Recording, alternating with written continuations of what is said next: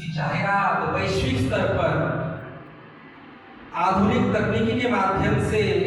बहुत विशाल तरीके पर हुई। सनातन धर्म केवल नहीं बल्कि इस भारत भूमि में, अपनी मातृभूमि में अवतरित होने वाले कोटि ऋषि मुनियों ने जो प्रबुद्ध और सबोध का ज्ञान अखिल विश्व को दिया और सही तरीके से मानव जीवन प्राप्त होने के बाद जीवन पद्धति का अनुकरण अपने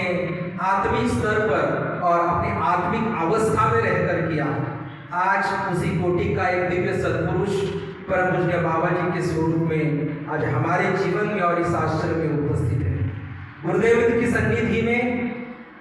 आने वाला महाकुंभ अर्थात नासिक महानगर में 2027 में संपन्न होने वाला है। उसकी सभी गतिविधियां, उसका आयोजन शुरू हो चुका है। आज अपने नासिक निवासी मोहन राव जी शेलार साहब हो, रामदास मंत्री हो, रहाणे अप्पा हो, माली साहब हो, अन्य सभी मुख्य कार्यकर्ता भाई बहन और सभी सत्संग मंडल के सभी भक्तगण यहाँ उपस्थित हैं। आज तक अपने बहुत भव्य दिव्य आयोजनों की पूर्ति श्री चरणों में समर्पित की है।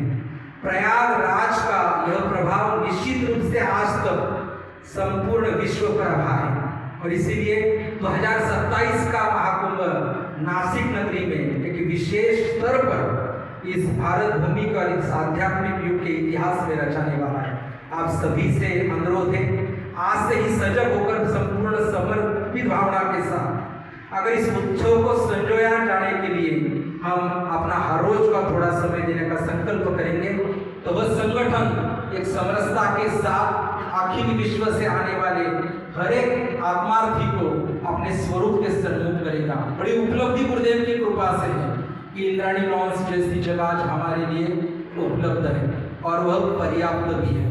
निश्चित रूप से अन्य जगह की उपलब्धि के लिए हमारे सभी कार्यकर्ता और साथ साथ संत महात्मा उनका प्रयास जारी है। केवल आप लोगों का आत्मिक संगठन, आपके आत्मशक्ति का यह संकल्प और उसके पश्चात तन मन धन के द्वारा की गई सेवा इस आने वाले 2027 के महाकुंभ में अपने विश्वात्मक कार्य का आत्म संदेश प्रसारण करने हेतु एक अलग लेकिन शाश्वत अनंत काल तक चलने वाली भूमिका का समर्पण इस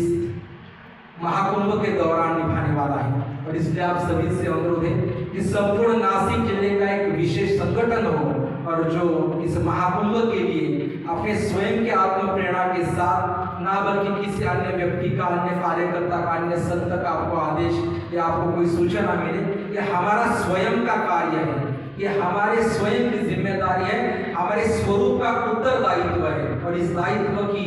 भूमिका को समर्पित भाव से निभाने के लिए हम सभी को स्वयं प्रेरित होना होगा। और इसलिए समस्त नासिक नगरवासियों के साथ साथ अन्य भी कई सत्संग मंडल है जो ऑनलाइन के द्वारा भी सवेरे और शाम लगभग 100 से ऊपर साधकगण आप सम्मिलित होते हो, चाहे वो अन्य किसी भी शहर या राज्य के हो। आप सभी से प्रार्थना है कि हर रोज नित्य नियम से अपने चिंतन में इस विश्वात्मक कार्य के प्रसार के लिए एक विशेष संकल्प अपने अंदरूनी आत्मा के चिंतन के अंतिम पुष्प के समय पर वहां अर्पित किया जाए और उसके लिए अपना व्रत हो, अपना समय हो, अपना ध्यान हो, अपनी